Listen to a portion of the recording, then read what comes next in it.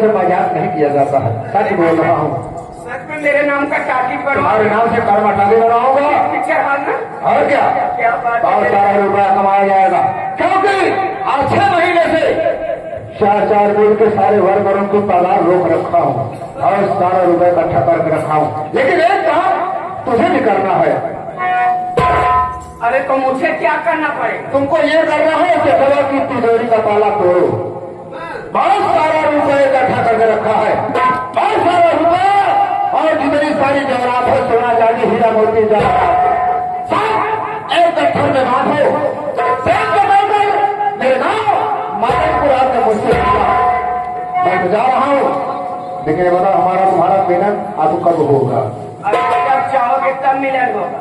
वो पति सिर्फ नाम का है, उससे तो कुछ होता जाता नहीं। बस करो और आगे मत बोलो, सारी बात समझ रहा हूँ, बुढ़ा है ना। तुम चिंता मत करो, बस किसी दिन अच्छा मौका देखूंगी, सकवा की तिजोरी तोड़ के सारा पैसा सारा गहना लेके भाग आऊंगी, तुम्हारे गांव मदनपुर आ जाऊंगी।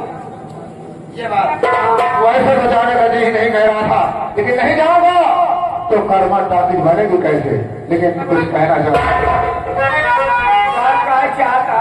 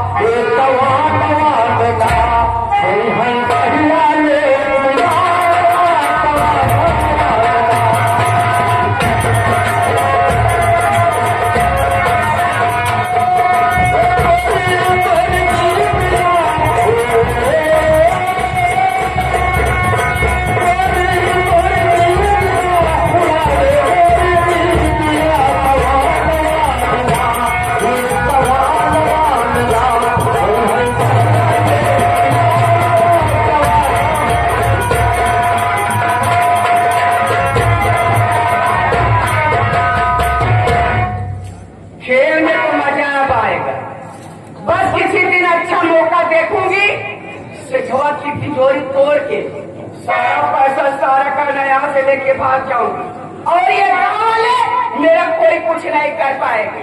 खेल में तो मजा अब आएगा।